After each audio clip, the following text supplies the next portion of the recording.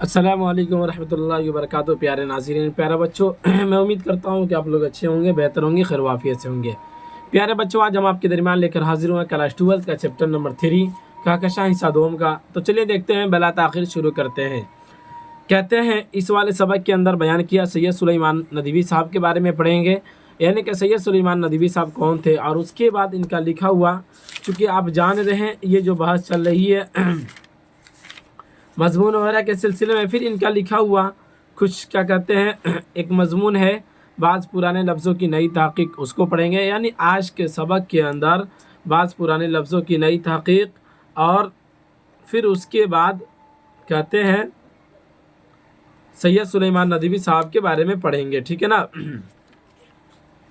चलिए शुरू करते हैं। कहते हैं 19वीं सदी के आखिर में जिन शख्सियात ने आंखें खोली और 20वीं सदी के आगाज़ में जो मदारिस इस्लामिया से फारिग होकर कौमी मंजरनामे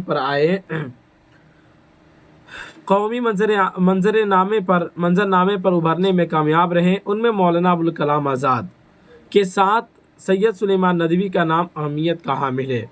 यानी आप यूँ कह लीजिए कि 20वीं सदी का जब शुरुआत हुआ तो उस सदी के अंदर मदारिस इस्लामिया से फारिग होने वाले जितने होनहार तालिब इल्म थे जो मंजर आम पर आए, उनमें से एक मौलाना अबुल कलाम आज़ाद के साथ साथ सैयद सुलेमान नदवी साहब जो थे वो भी फारिग होते हैं मदारिस से। फिर मदारिस से फारिग होने के बाद मंजर आम पर आए और इन्होंने बहुत अपना रोल अदा किया इस फील्ड के अंदर, यानी उर्दू दुनिया के अंदर, समझ रहे हैं।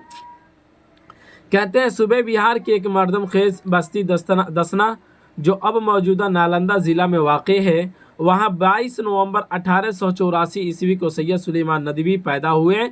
यानी कि सैयद सुलेमान नदवी साहब 1884 ईस्वी को 22 नवंबर 1884 ईस्वी को पैदा होते हैं। उनके वालिद का नाम हकीम सैयद अबुल हसन था। अपने गानों और आसपास की मुतअद्दिद बस्तियों को उलमा से इब्तिदाई तालीम हासिल करने के बाद सैयद सुलेमान नदवी आगे की तालीम के लिए फुलवारी शरीफ और फिर मदरसे इमदादिया दरभंगा में दाखिल हुए। यानी कि कह लीजिए आप यूँ बयान किया कि इब्तिदाई तालीम जो है इन्होंने अपने क़ुर्ब जवार के उलमा से हासिल की, फिर उसके बाद आला तालीम हासिल करने के लिए ये फुलवारी शरीफ और मदरसे इमदादिया दरभंगा के अंदर ये दाखिला लिए और वहाँ से इन्होंने आला तालीम हासिल करनी शुरू कर दी। उसके बाद कहते हैं बाबू आला तालीम की तमन्ना ने उन्हें 1901 ईस्वी में दारुल उलूम नदवतुल उलमा पहुँचाया। कहाँ पहुँचाया? गोया कि शुरू से इनकी ख्वाहिश थी कि हम अपनी तालीम को जितना ज़्यादा से ज़्यादा हो सके बुलंद कर सकें, अपनी तालीम को ऊंचा कर सकें। तो गोया कि आला तालीम जो है दारुल उलूम नदवतुल उलमा पहुँचाया, जहाँ शिबली नोमानी जैसी शख्सियत से इस्तिफ़ादा करने का मौका मिला। वहाँ उन्होंने मौलाना फ़ारूक साहब जड़िया कोटी से भी तालीम हासिल की थी। दीनी और दरसी तालीम के साथ साथ अदब से भी ताल्लुक़ भी कायम हो गया। यानी दीनी और दरसी किताबें तो ये पढ़ते ही थे, उसके बाद फिर इनका ताल्लुक़ जो अदब से भी हो गया। आपको मेहमान अदब के अंदर भी इनकी दिलचस्पी होती चली गई और अदब से भी इनका वास्ता जुड़ गया। उसके बाद कहते हैं अब्दुल हलीम शरर के नाविल और तिलसिम होश रब्बा जैसी किताबें व तसनीफ़ व तालीफ़ के पहले पढ़ चुके थे। ये किताब का नाम है बाबू तिलिस्माती दुनिया, पढ़े ना, ठीक है ना। तो ये तिलसिम होश रब्बा जैसी किताबें व तसनीफ़ व तालीफ़ के पहले पढ़ चुके थे। 1902 ईस्वी में उनका पहला मजमून पटना के रिसाल अलपंज में खातूनों की तालीम उन्वान से शाये हुआ। यानी कि कह लीजिए पहला इनका रिसाला 1902 ईस्वी के अंदर खातूनों की तालीम के उन्वान से पहला रिसाला पटना के अंदर शाये होता है। उसी साल मखज़न लाहौर में उनका एक मजमून आखिर वक्त शाये हुआ। उन मजमून का नाम क्या था? आखिर वक्त शाये हुआ। फिर उसके बाद बयान किया है 1903 ईस्वी में उनके अशार, नज़में और गज़लें भी शाये होने लगी। 1906 ईस्वी में रिसाला अन्नदवा की इदारत भी सैयद सुलेमान नदवी के तहवील का मतलब होता है बदलना, हुलूल कर जाना, तहवील में आ गई। 1913 ईस्वी में सैयद सुलेमान नदवी मौलाना अबुल कलाम के अखबार अल हिलाल से वाबस्ता हो गए। यानी कि मौलाना अबुल कलाम जो अखबार जो निकाला करते थे अल हिलाल, इससे इनका वास्ता हो गया। अल हिलाल में वो ज़्यादा दिनों तक नहीं रह सके, उसके बाद वो फिर पूना कॉलेज में दरस व तदरीस के फ़राइज़ अंजाम देने लगे। यानी कि अल हिलाल जो अखबारनामा अखबार जो था जो निकलता था, जिसके राइटर जो निकालते थे जो कौन थे, मौलाना अबुल कलाम आज़ाद, तो उसके दिनों के उसमें ज़्यादा दिनों तक नहीं रहे, ये पूना कॉलेज के अंदर दरस व तदरीस के फ़राइज़ अंजाम देने लगे। यानी कि पूना चले गए और वहाँ पे बच्चों को पढ़ाना शुरू कर दिए। इसी बीच शिबली नोमानी की वफ़ात के साथ साथ उन्होंने पूना कॉलेज से अलग होकर दारुल मुसन्निफ़ीन और उस्ताद के बाकी मानदा कामों की तकमील के लिए ख़ुद को वक्फ़ कर दिया। यानी कि जब शिबली नोमानी की वफ़ात हो गई तो गोया कि इनको उस्ताद थे, ठीक है ना, तो इनकी लिखी हुई बहुत सारी किताबें अधूरी थी, तो उसको इन्होंने पूरा किया। और फिर उसके बाद उस्ताद के बाकी जो भी काम था ये वहाँ पे काम कर मतलब किताबों को लिखने लगे। फिर उसका उस्ताद का जो भी काम था, बाकी जो काम था यानी किताबों वगैरह का लिखना, तो इसके अंदर ये अपनी ज़िंदगी को सर्फ कर दिया। वह नदवतुल उलमा को मज़ीद बेहतर बनाने के लिए मुल्की सतह पर कोशा रहे। यह कि नदवतुल उलमा को जितना ज़्यादा से ज़्यादा हो बेहतर हो सके, उसको बेहतर बनाने के लिए वो पूरे मुल्क के अंदर वो कोशा रहे। मतलब ये कह लीजिए परेशान हाल थे और वो यूँ चाहते थे कि ये नदवतुल उलमा जो है पूरे मुल्क के अंदर छा जाए, पूरे मुल्क के अंदर इसका नाम हो जाए, ठीक है ना। कहते हैं सैयद सुलेमान नदवी कसीरुत तसानीफ अदीब थे। कसीरुत तसानीफ यानी बहुत सारी चीज़ों को ये इन्होंने लिख रखा था। अरबी अदब, इस्लामियात, तारीख़, सामान अदबियात और तरतीब व तदवीन उनके ख़ास मैदान है। यानी तरतीब और तदवीन, तरतीब कह लीजिए तरतीब यानी तरतीब देना, ठीक है ना, बिखरी हुई चीज़ों को तरतीब देना, तदवीन वो इसी का मुतरादिफ हो जाएगा। इनका ख़ास मैदान है। उर्दू ज़बान व अदब से मुताल्लिक़ उनके मज़ामीन ख़ास तौर पर नुक़ुश सुलेमानी, हमारी ज़बान का नाम, मज़ामीन सुलेमान और मक़ालात सुलेमान शामिल है। मक़ालात सुलेमान में शामिल है। यानी कि जितना भी नाम जो ज़िक्र किया गया है यह इनका अदब क्या यानी उर्दू अदब की ये मज़ामीन थे। शिबली नुमानी की हयात व ख़िदमात पर सैयद सुलेमान नदवी की किताब हयात शिबली कामूसी अहमियत की हामिल है। ये सारी की सारी किताबों का नाम है, ये सब के क्या है बाबू, अहमियत के हामिल है। शिबली नुमानी के खुतबात और मकालात को 8 जिल्दों में सैयद सुलेमान नदवी ने मुरतब करके शाये किया।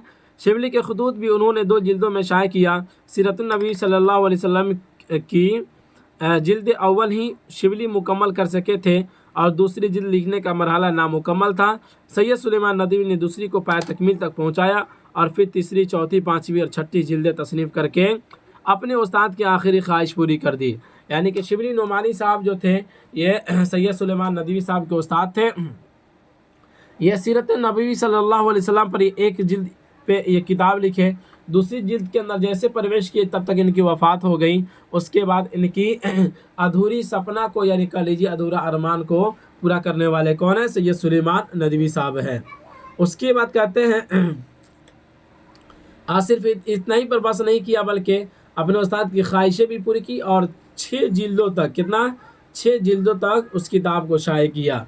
उसके बाद कहते हैं अरब व हिंद के ताल्लुकात, अरबों की जहाज़ रानी, सीरत आयशा, हय्याम और रहमत आलम उनकी मशहूर किताबें हैं। यानी कि जितनी भी यहाँ पर जो जिक्र किया है ये सब के सब सैयद सुलेमान नदवी साहब की किताबों का नाम, और ये वो किताबें हैं जो काफ़ी ज़्यादा मशहूर व मारूफ़ है।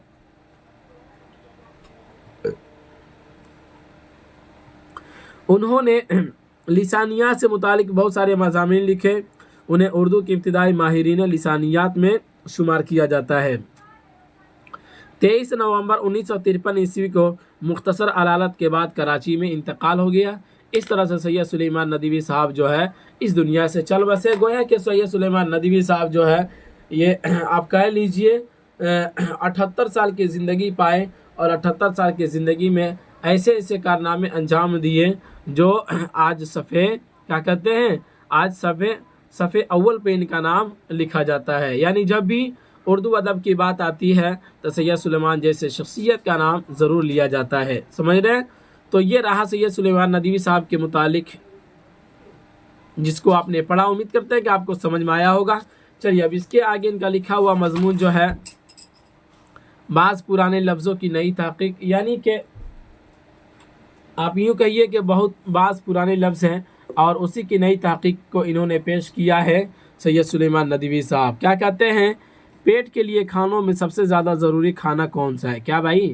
ظاہر سی بات ہے، کھانا کھانے کے پیٹ کے لیے جو کھانے کی ضرورت پڑتی ہے تو ان کھانوں میں سب سے زیادہ ضروری کھانا کون سا ہے؟ لوگ اپنے اپنے تجربہ اور عادت کے مطابق اس کے کئی جواب دے سکتے ہیں۔ یعنی ظاہر سی بات ہے، کسی کے پیٹ کے لیے کوئی دوسری غذا مفید ہوتی ہے، کسی کے لیے کوئی غذا مفید ہوتی ہے، ٹھیک ہے نا؟ تو اگر اس طرح کا سوالات کیا جائے کہ پیٹ کی غذا کے لیے سب سے مناسب پیٹ کی غذا کے لیے سب سے مناسب غذا کون سا ہے، یعنی کھانا سب سے مناسب کون سا ہے، تو سارے لوگوں کا جواب جو ہوگا وہ اپنے اپنے حساب سے ہوگا، مختلف جوابات لوگ دے سکتے ہیں۔ لیکن میں سمجھتا ہوں کہ جو میرا خیال ہے وہی اکثروں کا ہے، یعنی کہ یہ کہتے ہیں کہ جو میرا خیال ہے وہی اکثر لوگوں کا بھی خیال ہوگا، یعنی یہ کہ کھانوں میں سب سے زیادہ ضروری کھانا ناشتہ ہے۔ کیا بھائی؟ کھانا میں سب سے زیادہ ضروری کھانا جو ہوتا ہے وہ ناشتہ ہے۔ صبح سویرے اٹھ کر منہ میں کچھ پڑ جانے سے سارے دن کے لیے ڈھارس ہو جاتی ہے، یعنی کہ یوں کر لیجئے، یہ کہتے ہیں کہ سب سے زیادہ یعنی پیٹ کے لیے جو سب سے زیادہ مفید ہے وہ کیا بھائی؟ صبح کا ناشتہ ہے۔ اگر صبح کا ناشتہ انسان کو نہیں ملتا ہے تو پھر اس سے بہت ساری بیماریاں بھی پیدا ہوتی ہے، ٹھیک ہے نا؟ آگے بڑھتے ہیں، کہتے ہیں یہ عجیب بات ہے کہ ناشتہ کے لیے اکثر زبانوں میں بھوک توڑنے کی اصطلاح بن گئی ہے۔ کیا بن گئی ہے؟ بھوک توڑنے کی اصطلاح، سمجھ رہے ہیں نا؟ بھوک توڑنے کی اصطلاح بن گئی ہے۔ میں دو زبانیں جانتا ہوں، ایک پورب کی اور ایک پچھم کی، یعنی یہ کہتے ہیں کہ ناشتہ کا آج لوگ ایسا معنی لے لیے ہیں کہ اس سے بھوک کو مٹایا جا سکے، سمجھ رہے نا؟ حالانکہ یہ کہتے ہیں سید سلیمان ندوی صاحب کہتے ہیں میں دو زبانوں جانتا ہوں، ایک پورب کی زبان اور ایک پچھم کی زبان۔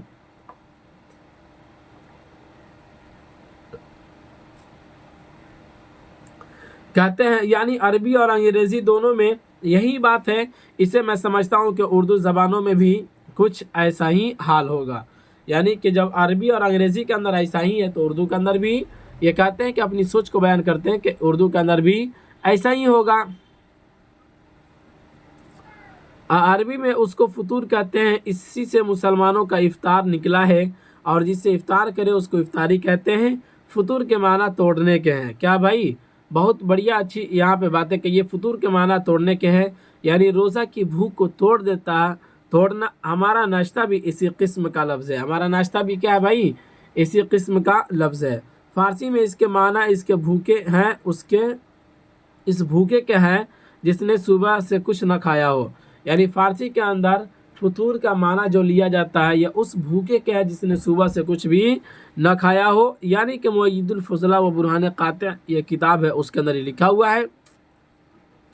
اب دیکھیے کہ یہ نام تو اس آدمی کا تھا، مطلب یہ نام ہے یہ اس آدمی کا تھا جس کے منہ میں صبح سے کچھ نہ پڑا ہو، اور اب ہم اس چیز کو کہتے ہیں جو صبح سویرے ایسے آدمی کو کھلا دی جائے، یعنی شخص کے بجائے چیز کا نام ہو گیا۔ کیا بیان کیا کہ بھائی یہ تو ایک آدمی کا نام تھا نا، لیکن کیا کہا کہ اب ہم اس چیز کو کہتے ہیں جو صبح سویرے ایسے آدمی کو کھلا دی جائے، یعنی اس شخص کے بجائے جس کا چیز کا نام ہو گیا۔ فطور جو ہے یہ کیا تھا بھائی؟ پہلے کسی آدمی کا نام تھا، لیکن اب وہ دوسرے معنی میں استعمال ہوتا ہے، یعنی اس کو کہا جاتا ہے جو بندہ صبح سے لے کر بھوکا رہا ہو اور اس کو ناشتے وغیرہ کیا جاتا، اب اس کا کیا نام پڑ گیا؟ فطور پڑ گیا اسی چیز کا، ٹھیک ہے نا؟ اس چیز کا نام فطور پڑ گیا۔ اس کے بعد کہتے ہیں اس معنی میں ایک اور لفظ نہار ہے۔ کیا بھائی؟ نہار آپ بولتے ہیں، نہار منہ میں یہ بھی فارسی ہے، نہار منہ یہ بھی فارسی ہے، مگر دیکھیے کہ یہ فارسی ہندوستانی ایسا مل گیا ہے کہ کیا کہتے ہیں، یہ فارسی ہندوستانی سے ایسا مل گیا ہے کہ گویا ہندوستانی ہی ہے، یعنی کہ نہار منہ جو یہ فارسی کا لفظ ہے اور ہندوستان کے اندر یہ اس طریقے سے یہ لفظ پیوست ہو گیا، مل گیا کہ جیسا کہ لگتا ہے کہ یہ کیا ہے؟ ہندوستانی ہی ہے۔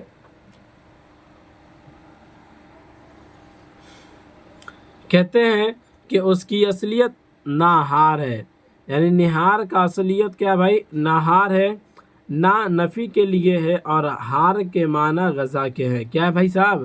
نا نفی کے لیے ہے اور ہار کے معنی جو ہوتا ہے وہ کیا ہوتا ہے؟ غذا۔ غذا کے مطلب آپ جانتے ہیں کھانے کی چیزوں کو کہا جاتا ہے۔ نہار یعنی نہیں کھایا ہوا، کیا کہا کہ نہار یعنی نہیں کھایا ہوا، یعنی برہان قاطع میں اب اس سے نہاری یعنی نہاری تیار ہوئی جو صبح کو نہار منہ کھائی جائے، اور لکھنؤ اور دلی میں خاص چیز ہو گئی، بازاروں میں پکی پکائی بہت چٹپٹی ملتی ہے۔ یعنی نہار منہ کھانے والی ساری چیزیں جو ہوتی ہے وہ بازاروں کے اندر اور شہروں کے اندر بہت ساری چیزیں چٹپٹی کی ملتی ہے۔ کہتے ہیں روزمرہ کے کھانوں میں قلیہ، قورمہ بہت عام چیزیں ہیں۔ قلیہ کی شکل عربی ہے مگر معنی عربی نہیں۔ قلیہ عربی شکل قلیہ ہو سکتی ہے، عربی میں قلی بھوننے کو کہتے ہیں۔ کسے کہتے ہیں بھائی؟ بھوننے کو کہتے ہیں۔ جیسے کہ کسی چیز کو اگر آپ بھون رہے ہیں تو اسی کو عربی کے اندر کیا کہیں گے؟ قلعی، قلی کہتے ہیں۔ اس سے قلیہ بن سکتا ہے اور بھونے ہوئے گوشت کو کہہ سکتے ہیں۔ ہمارے زبان میں قلیہ اس شوربہ دار گوشت کو کہتے ہیں، شوربہ دار گوشت کو کہتے ہیں جس میں کوئی ترکاری پڑی ہو، بلکہ اسی ترکاری کا قلیہ کہنے لگے۔ قورمہ تو ترکی معلوم ہوتا ہے، یا لفظ قورمہ جو ہے وہ ترکی معلوم ہوتا ہے، یعنی ترک کے اندر لفظ ترما کا استعمال کیا جاتا ہے، یہ لفظ ترکی ہے۔ آ رہی بات سمجھ میں؟ اس کی بات کہتے ہیں ہماری زبان میں ایک لفظ مضمون کی سرخی یعنی عنوان ہے۔ دیکھیے تو یہ سیاہی سے سرخی کیسے بن گیا؟ کیا کہتے ہیں؟ دیکھیے تو یہ سیاہی سے سرخی کیسے بن گیا؟ بات یہ ہے کہ پہلے زمانے میں قلمی کتابوں میں باب اور عنوان کے امتیاز کے لیے سرخی سے لکھا کرتے تھے۔ کیا کرتے تھے؟ سرخی سے لکھا کرتے تھے۔ اس کے بعد اب ہمارے زبان میں جب چھاپا ایجاد ہوا تو خود باب کے یا مضمون کے عنوان کو سرخی کہنے لگے، چاہے آپ اس کو سیاہی ہی سے لکھیں۔ یعنی کہ آپ کہتے ہیں نا کسی بھی چیز سے لکھے مضمون وغیرہ کو تو اس کو اب کیا کہتے ہیں بھائی؟ مضمون ہی کہا جاتا ہے، لیکن پہلے اس کو کیا کہا؟ لفظ مضمون کو سرخی کہا جاتا تھا۔ سمجھ رہے نا بابو؟ چونکہ سرخ رنگ سے لکھا جاتا تھا، سرخ سیاہی سے لکھا جاتا تھا، اس لیے مضمون کو سرخی کہا جاتا تھا، لیکن آج کسی بھی پین سے لکھیے، کسی بھی رنگ سے لکھیے، آج اس کو مضمون ہی کہا جاتا ہے۔ اور ایک اور دیکھیے یہاں پہ کہتے ہیں اہدی۔ کیا ہے بھائی؟ اہدی کے معنی اہدی ہاں کے اوپر جزم، اہدی کے معنی ہماری زبان میں سست اور کاہل کے ہیں۔ کیا بھائی؟ سست اور کاہل کے ہیں، مگر ان سست کاہلوں کی پیداوار تاریخی ہے، اہدی اور احدی ہے۔ سست اور پیداوار تاریخ ہے، احدی اور احدی ہے۔ احدی کے معنی عربی میں ایک ہے، یعنی ہاں کے اوپر جبر کے ساتھ ایک ہے۔ وہ سپاہی جو فوج سے الگ اکیلا ڈیوڑی کی خدمت پر مامور رہتا تھا، اکبر نے اس کو احدی یعنی اکیلا کا لقب بخشا تھا۔ یعنی کہ احدی کا لفظ عربی کے اندر، عربی کا یہ لفظ ہے تو یہ کیسے بنا؟ تو اس کے اندر کہتے تھے کہ ڈیوڑی پر، یعنی کہ ڈیوٹی کا لیجئے، ڈیوٹی پر ایک شخص تھا، یعنی کہ ایک فوجی جو اکیلا کام کرتا تھا، اکیلا اس کے اوپر مامور رہتا تھا، حفاظت کیا کرتا تھا۔ تو اس وقت کے جو بادشاہ تھا اکبر نے اس کو کیا کہا؟ احدی مقرر کیا، یعنی احدی کا لقب اس کو دیا۔ اس وقت سے یہ کیا بننے ہو گیا؟ احدی، جس کا معنی ایک سمجھا جانے لگا۔ ٹھیک ہے نا؟ آگے بڑھتے ہیں، کہتے ہیں بیان کیا ہے کہ یہ احدی کھاتے تھے اور ڈیری پر پڑے رہتے تھے۔ یعنی کہ جو اکیلا سپاہی جو ہوتا تھا یہ کھا لیتا تھا، دن بھر پڑا رہتا تھا، کوئی کام کاج ان سے متعلق نہ تھا، اس لیے زبان خلق نے ان کو سست و کاہل کے معنوں میں کہہ کر پکارا۔ زبان خلق کو کون روک سکتا ہے؟ زبان خلق کو یعنی ان زبانوں کو جو کیا کہتے ہیں انسانوں نے جس کو بنایا ہے اس کو کون روک سکتا ہے؟ کوئی بھی نہیں روک سکتا ہے۔ سمجھ رہے نا؟ تو ان لوگوں کا کام جو ہوتا تھا یہ کھا لیتے تھے اور اکیلے دن بھر پڑے رہتے تھے، تو اس وجہ سے ان لوگوں کا نام کیا رکھا گیا؟ ان کی سستی اور کاہلی کو دیکھتے ہوئے احدی نام رکھ دیا گیا، اور یہ اکیلا چکے رہتے تھے اس لیے ان کا نام کیا رکھا گیا؟ احدی۔ سمجھ رہے نا؟ یہ لفظ گو پرانی عربی کا نہیں مگر پھر بھی عربی نعتوں میں ملتا ہے۔ قلعی کیا ہے بھائی؟ قلعی عربی میں यानी लिसान, लिसान का मतलब ज़बान, और इससे फ़ारसी में मुअय्यदुल फ़ज़ला रांगे को कहते हैं। क्या कहते हैं भाई? रांगे को कहते हैं। मगर रांगे को क़रीई क्यों कहते हैं? लिसानुल अरब का बयान है कि क़ला एक कान का नाम है। क्या भाई?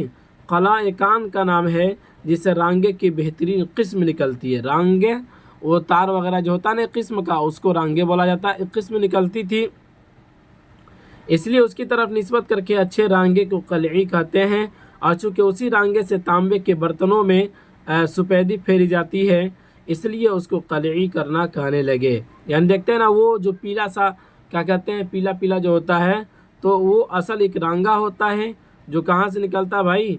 एक किस्म के रांगे होती थी, एक कान का नाम है, कान का नाम है, तो ये निकलता था।